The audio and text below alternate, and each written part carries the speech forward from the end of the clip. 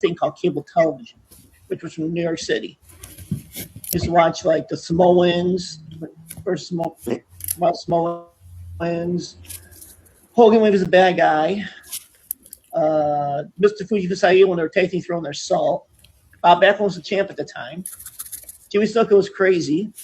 Huh. So I watched those old days from them. I watched old days with some of the kids. Yeah. My grandparents told me stories before that. So I watched Mid South with Bill Boxford. Yeah, those are the old. He ran down here in Oklahoma. His office was here in Tulsa. Mm-hmm. So I watched Mid South a lot growing up. Yeah, went to the shows. I saw some.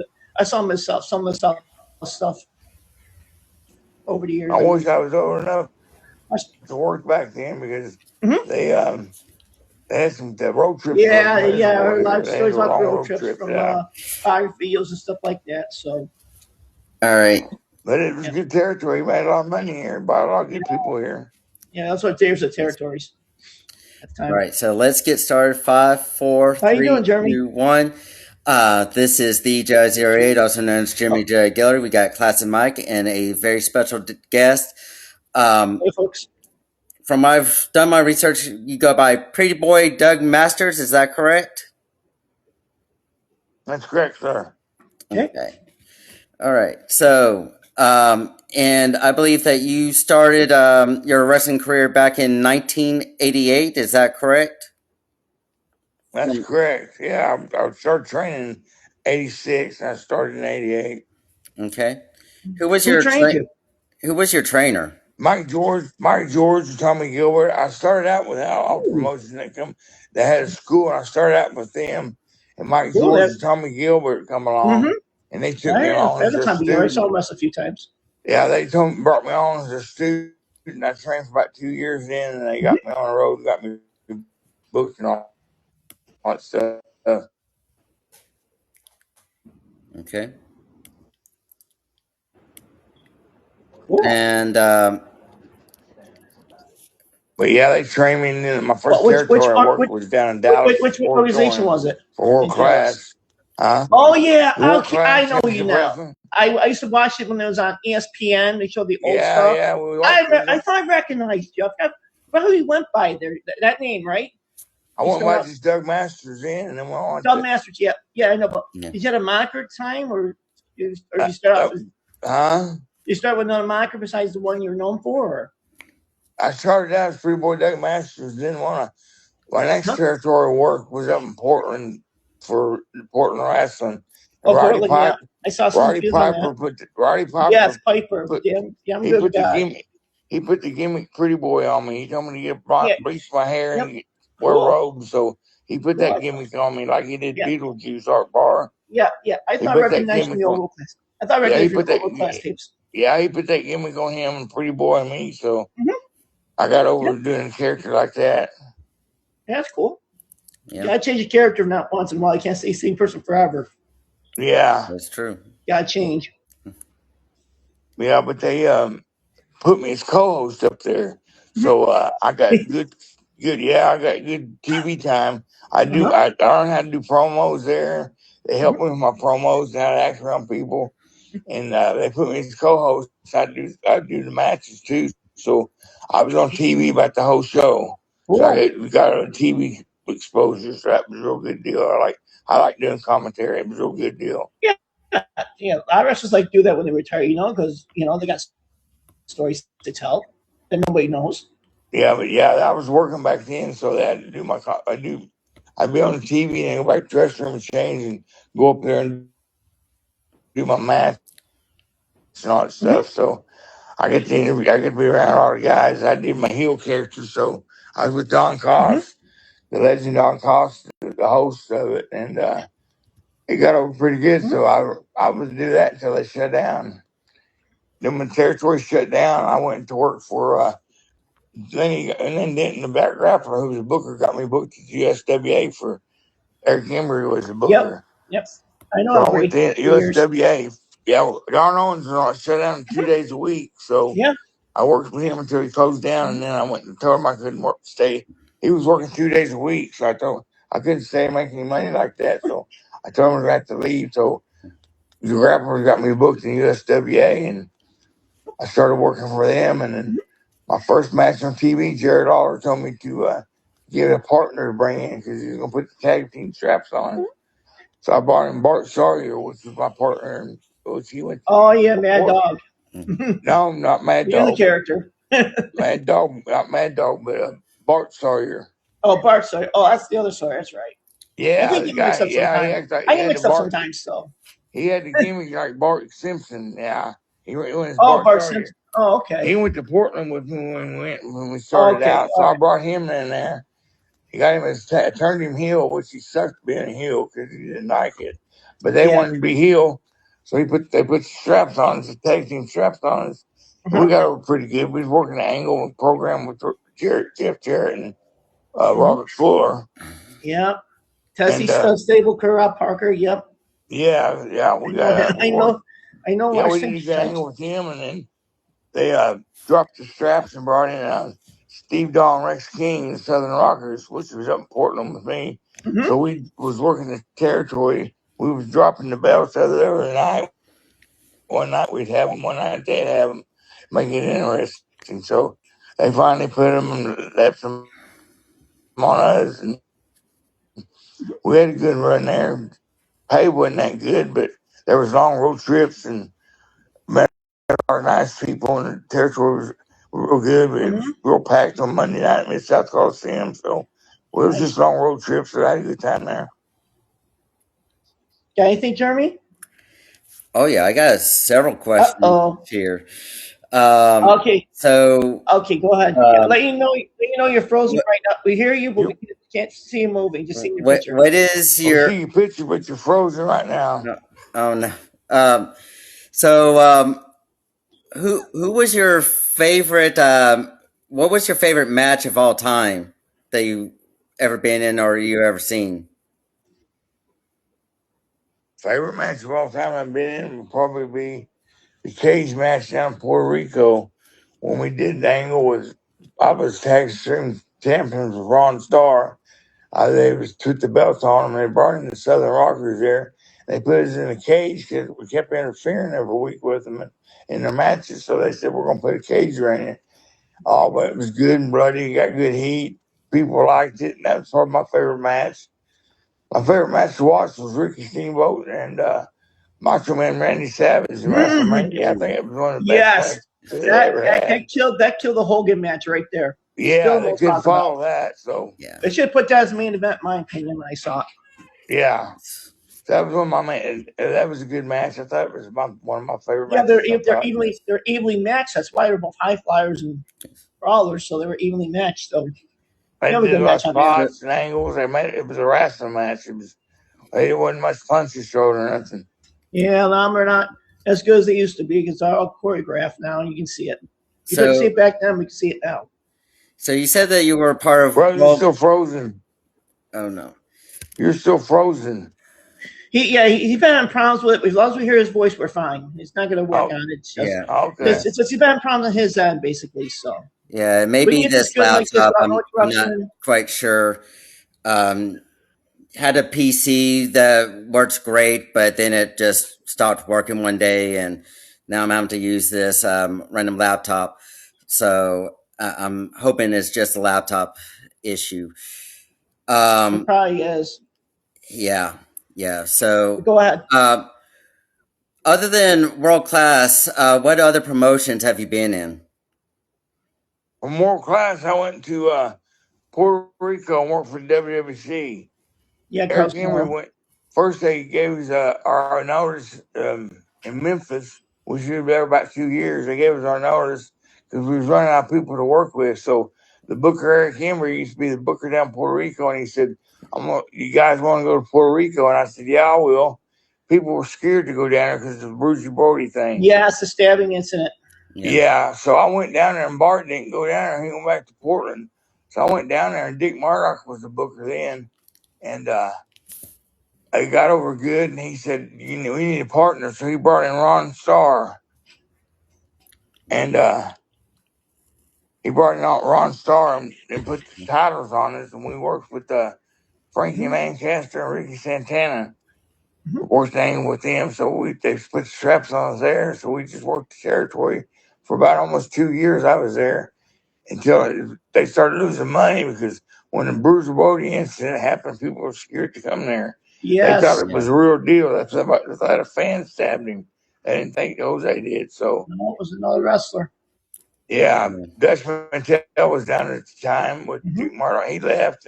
Doodle left. Tony Atlas left, but I stayed there. Me and Dutch stayed there, and Murdoch stayed there. So we just had to be careful. When I first worked there, Murdoch told me, "Don't be up in the stands. They might stab you or throw stuff on you."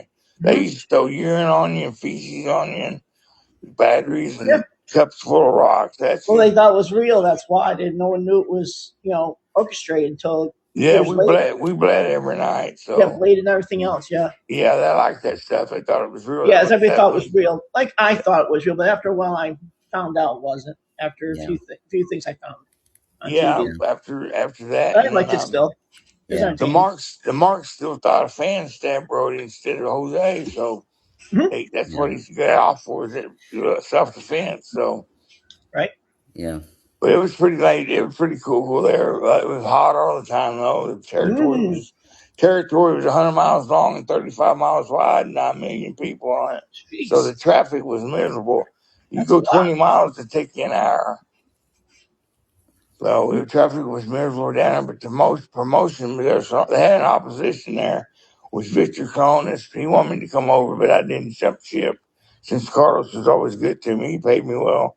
Some of the boys didn't get their pay very well, but he paid me good. He never, never paid me or nothing, but he paid me good. So I just stuck it in there. I didn't go to the opposition. They was drawing more crowds than we were, but I stick with Carlos. So Victor went out of business. So Carlos is still there running now. Yeah, because Junior was buying every wrestler, getting them wrestling for him. That's why they closed down. What was that? Junior was stealing everybody from the territory.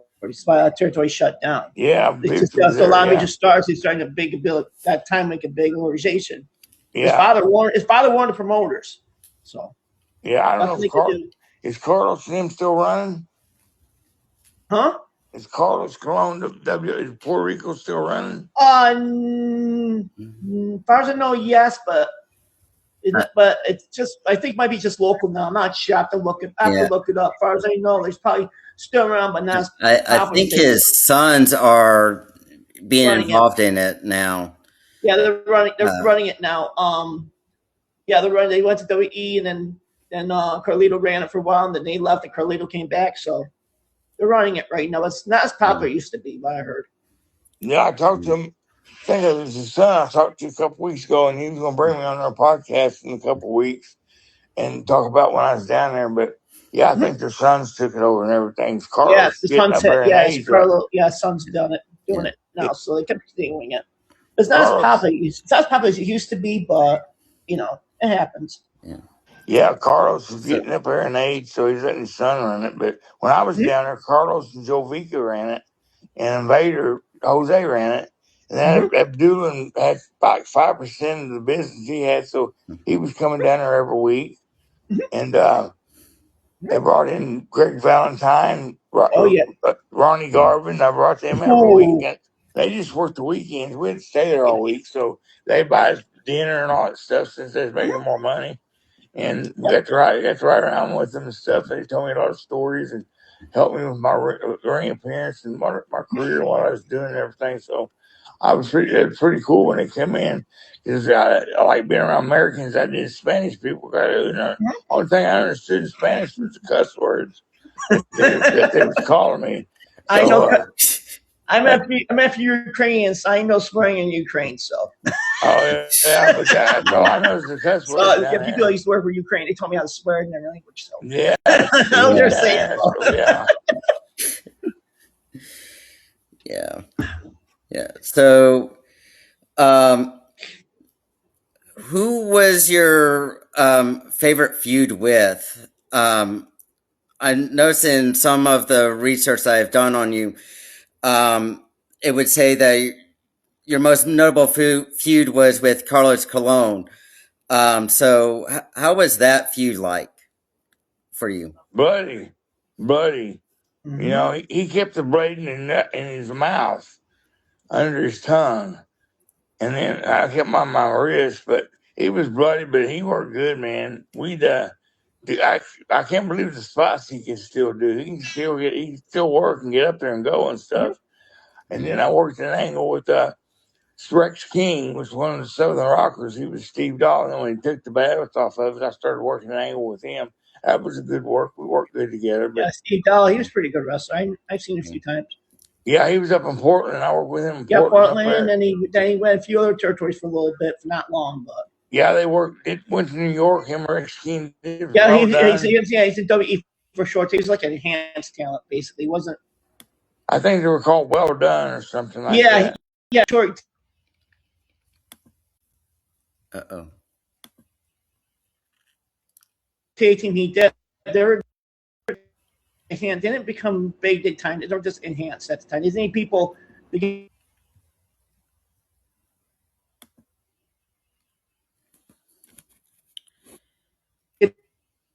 There are other wrestlers over there.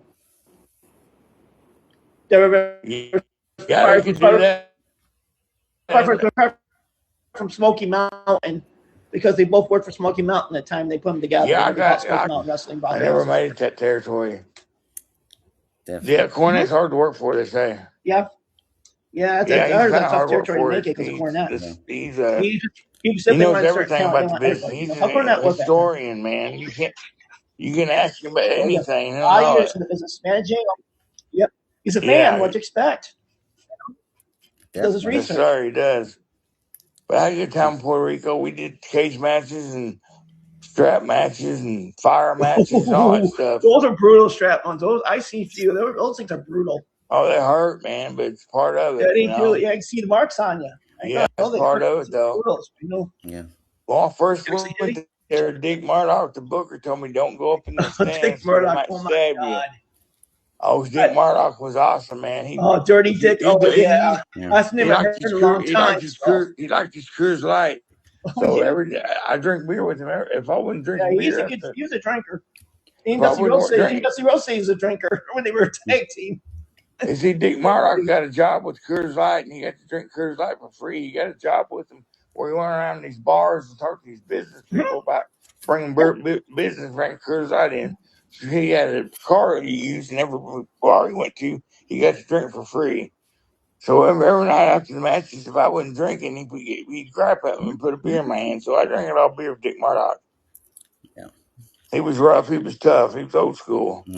Yeah, that's the old school. That's where I'm from, around the old school time. I was a kid, so teenager, so I know how that was. But he was funny to work with. He had a good time. He was just, he was just hard. He wanted everything done right. He'd be at the office at 7 o'clock in the morning, putting together the cards and stuff. I went down there with him a few times and helped him. He was showing me how to book a little bit and get me to where I could, if somebody wanted me to book or something, I'd be able to do it. So he helped me out there, and like I said, we had a good time. He drove her. He wouldn't let nobody else drive. He had to drive. So we had me and him, Randy Rose, and Muhammad Hussein. Randy Rose was okay. I didn't really like him that much. He was an okay wrestler. They wanted to. Dick Murdoch got him booked down in Puerto Rico, and he had that gimmick with Dusty Rhodes' cousin. He looked so much like him, but as his cousin, people did not know that they were related. They were. You can tell if you're a wrestling fan. Yeah, what it was, he drove down to Florida one time and went to one of them Florida championship wrestling matches, and he got with Dusty was booking, so he gave him his number, told him to come to the office. He said, "Where you want it?" He said, "I want to do an angle being your cousin." He said, "No, I ain't gonna do that. You're not really related to me." So he said, "You want to go to Portland?" And he said, "No, I don't." I got on for that. I said, "That was a good territory to work and learn stuff. I don't know why he didn't go there." So he didn't make it very far in the business. He worked for Global a little while. No, he didn't. He had the talent like Dusty did. He was just wrestling. He wasn't much of a talker on the microphone, but wrestling was good. Yeah. So the problem with the entertainment part. You have a little problem. He wasn't ready for that either. So. Well, one thing you got to do in this business is be able to work and do a good promo. If you can talk, you're good enough. Yep. He couldn't do that. So. You got to entertain the fans. That's the most important thing besides doing the wrestling. So they know you. Puerto Rico, we have Tuesdays. We did promos. It took about 3 hours because it wasn't live, so you got to redo it if you messed up. Yeah, it was all recorded. Plus that was a week behind, and so every time you had to do an interview for every town you was working in the next week. So the promos were long, man. But we made it through it. So it took us all day, but that's how I really learned how to do a promo. Yeah. I got a couple questions for you. Number one, did you ever try out for the WE or NWA? And number two, when the ECW came out, a lot of wrestlers I talked to over the years, told me that they didn't like it. Do you think that blew up the wrestling community after when ECW started? First WE question, WCW. Did you try out for those or no? I sent my pictures to Vince, and I sent them to WCW, but they just told me it was full at the time, but they let me in those because too many big names. They had too many big names there. The only thing they'd do is job me if I went there. Right. I really didn't want that, The Grappler went up there and did it for a little bit, but I didn't. He went as his own person and didn't. I didn't do nothing with him. And the ECW question. What do you feel about ECW at the time when it started, after it went extreme? I think it was awesome, man. It changed wrestling. I knew Raven, Scotty's body. He was up in Portland. Yeah, Terry Funk. He turned Raven. Sandman was there. Gangstas. Everybody was there. Sandman was there. Big names showed up, like the Steiner Brothers did, and Brian Pillman at times showed up, and Jake Roberts showed up one time. Those were shocking seeing them. And I watched it on TV. I was on late nights in the area I was, because the New York City channel was watching it on. I could watch 1, 2 o'clock in the morning, so the only time I get to watch it. I thought it was good at the beginning, but towards the end it started dying down. They didn't get it here. I was with the Sandman in Tennessee where he first started. Sandman. Oh yeah, him and Woman.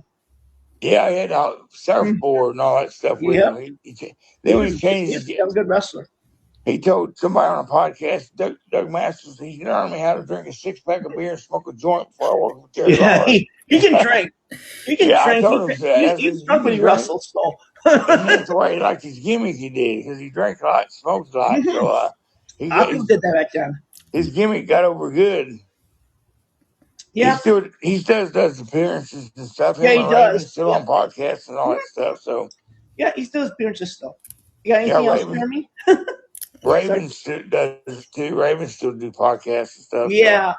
I remember him. I first saw him was read in the magazines. He's no Sky the Body, but then when I first saw him was that Global Wrestling Federation of Scotty Anthony. Yeah. Then he went to Sky Flamingo, which I thought was stupid. And Johnny Pull-Up. When he worked for Vince, they wanted to do an office, be an office and do an office job. He turned it down because he wasn't a wrestler. He didn't even wrestle there. Huh? He didn't wrestle. He was the manager. I know. He had a good spot, but they wanted him in the office. And he said, "No, I want to wrestle. Be on there. I'll be on TV." So he's a great talent. He did everything. That's where he left. They wouldn't put him in the ring. I didn't blame him. Paul gave him an opportunity, and there you go. But then, Paul gave him a good opportunity, and he got over good. And because wrestlers getting too boring after a while. He had his demons like everybody else does, but they sure showed their more on the air. That was all messed up after the time when he was at the Sandman was drunk before he got to the ring. Yes, he always was. Yeah, he said that's my gimmick, man. He said that's my gimmick. So Enter Sandman was the theme song. You can't hear it anymore in the videos. They blocked it out, but that was the theme to come to the ring. Oh yeah, his gimmick got over good, man. I still talk to him every once in a while. He still does podcasts and stuff. He's got a construction company now. Cool. Jeremy, still with us? Yes, I'm still here. Huh? I'm just listening to you. I think I watched the ask you. I'm sorry. Yeah, I can still see you. I'm a classic person, so. Yeah. So, still see. You're just frozen. Yeah, but we can hear him though. As long as we're recording, we're fine. Yeah, I'm making sure that it's still recording and still everything. The voice is fine. It's all we need. Yes. All we need. Yeah. So,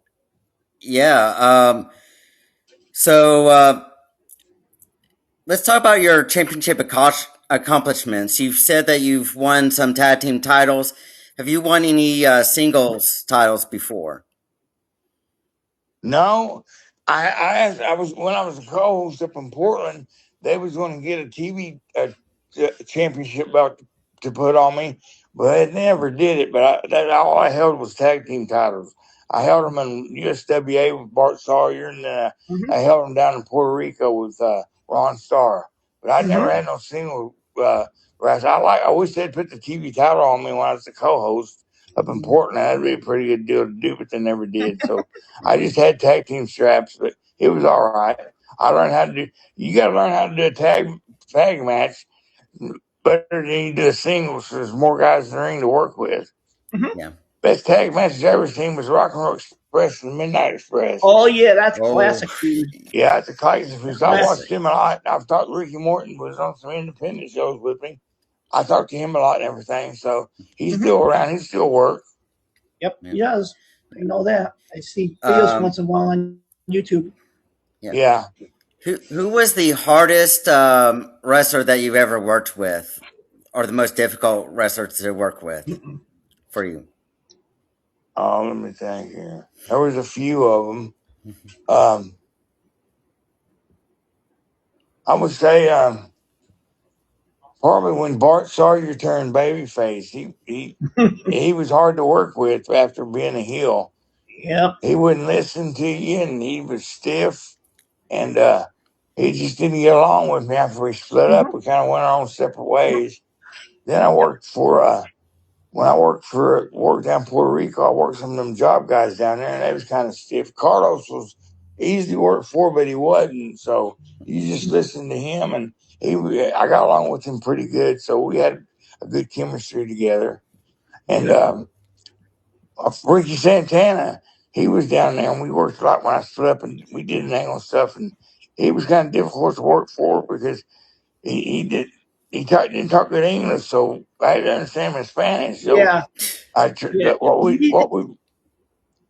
get too famous over here, so what we would do is tell the referee our spots, and then translate them in Spanish to the other guy he's working with. I always worried they didn't tell him the right thing, and sometimes they didn't. That was difficult to work for, Yeah. But I got around it. I learned how to work some Spanish, but them guys knew how to work Spanish, how the spots was called and everything. So I got along with them. We got through it. Yeah. Now, next question is going to be about the territories versus wrestling today. Do you see any big difference with the territorial wrestling versus things like WWE, AEW, or anything like that today? Yeah, the territories back then, there was long road trips. The pay wasn't very good, but you got out there, your name got out there. People knew who you were. You got a good experience because you worked every night. Now the indie shows are just running once a month, probably. There's one here in Tulsa that runs Wrestling for a Cause. They do benefit shows, and they keep busy, but they don't have no TV or nothing. So the main thing you got to have is the TV show on there to get your promotion over. Instead of, you can't run off flyers or anything anymore. You got to have TV and radio to get your promotion over. Well, some of these organizations now, they're owned by wrestlers who are still wrestling or retired, use them for training grounds, and don't have much local TV, but only live events in town just to keep the flow going, to get new wrestlers trained. What do you think about them doing that on TV? Just train wrestlers and just put them in the crowd, see the crowd reactions. What do you think about that? Yeah, I think it's pretty good. They get a lot of students. They got a school up there. I've seen it on YouTube, and they get students there, and then but there's nowhere to send them anymore, except for WWE or AEW. And these independent shows around here in St. Louis, Hurt Simmons has got one, but there's a couple more out there, but they're not good, man. I don't see people spending money on because the guys can't work. You got to be able to work and do a promo to get over. Well, we had one around here. I think it was called 2CW. It used to have appearances by wrestlers. And one time I was working at a rock festival in my fire. I'm a firefighter, so we had a rock festival at the fire department, team with the radio station. They brought 2CW over, and wrestlers that were there were Tommy Dreamer and X-Pac were the main guys on the roster wrestling. Man, that went crazy. I bumped into X-Pac. I tried talking to him, but my fire chief told me I had to get back to work to clean up. So he's the one talking. I was going to talk to him, but I never got a chance to. I bumped into him coming on stage for something. So yeah, Tommy Dreamer comes in. Tommy Dreamer comes in here for that organization everywhere I work. Mm-hmm. Oh yeah, they bring him in, and he's running an organization right now too, and I think based in New York City. I think he's still doing that, isn't he? Yeah, he's still doing it. Yeah, he left TNA. So yeah, I know. He left TNA, and he I don't know. I guess he still got a wrestling contract with WWE for Busting Wide Open podcast. That's what he's doing right now. That's what I read after he left TNA. So I don't know if he's still doing that or not. That's what I'm just making sure. So do you think? But he still runs. So but he's a good guy. I've met him a couple of times. Mm-hmm. Yeah. So do you think that wrestling needs to go back to the territorial days, or do you think that wrestling is doing good with the independents and the big promotions like AEW and WWE right now? I think they should go back to the territories. There's a lot of states that like wrestling and don't have a territory in it. Plus, they keep the boys busy. It's like back in the day, you'd work for 6 months and then you're booked in another territory. Mm-hmm. So